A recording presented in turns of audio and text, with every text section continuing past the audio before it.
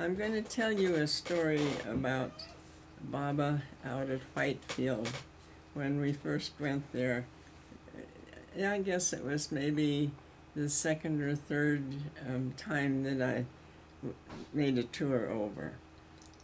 And Baba had his own little house there.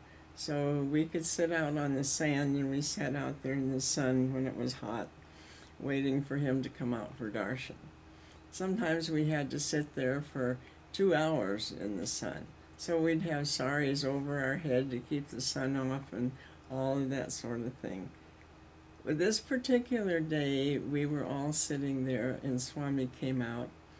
And when he did, there were quite a few Indian women that had brought their children to be blessed. This one woman walked in all by herself. And when she was walking in, she was pleading with Swami. We couldn't hear her words, but she was holding out a baby in just an old rag under the child. She was holding the child like this in front of her. And we thought, well, she wants a blessing for the little one. He walked right by her and paid no attention to her whatsoever. And so we thought, well, that's strange, because we weren't that well acquainted with Baba at that time.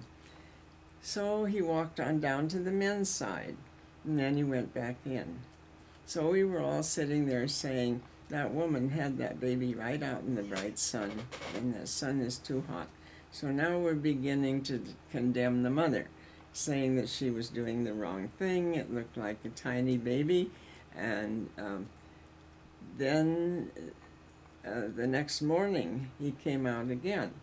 And when he did, once again, he didn't even look at her. He just walked by her, walked down the rows of the rest of the women, and over onto the men's side. And we said, why doesn't Baba give him a blessing? So all of us were talking there about him not giving the baby a blessing. Then we noticed that the baby was still in the sun, and it was laying there with its belly upward, and was laying on its back.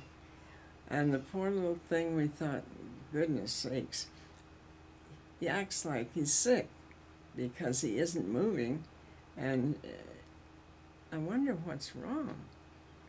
Baba walked away again. Now the next day he came out again, and the same story. She's there with the baby. She's holding it out. This time she's holding it out in her arms, clear out to Swami. Swami, Swami. Couldn't understand a word she said. And she kept looking at Swami and was begging. We knew she was begging him. And he walked away again. So when he walked farther down the line, then he came around. He came around, and he looked at her. And she said something more to him. He shook his head, and he took his hands and he put it around the baby's head, just cupped the baby's head in his hands. And as he did that, he began to move down the body, down, down, down the body. And he got to the baby's feet, and the baby started kicking and threw its hands up. We thought, why didn't he do that sooner?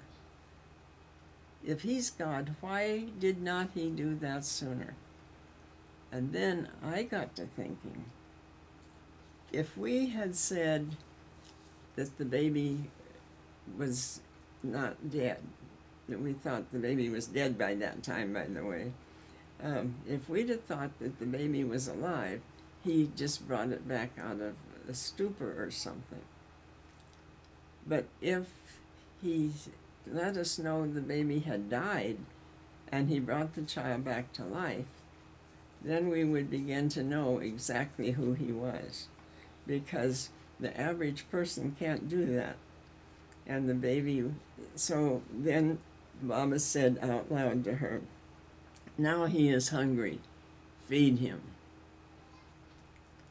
So that was a story that I've never forgotten. I can still see that behind my eyes. I can still see that poor woman. And it was a real hard thing for all of us to watch that.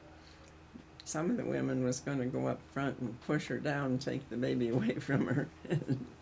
You know, you can get all worked up in somebody else's karma if you don't watch your step. But anyway, that's one of the stories I thought I would tell you. Then I'll tell you another story about a very interesting thing.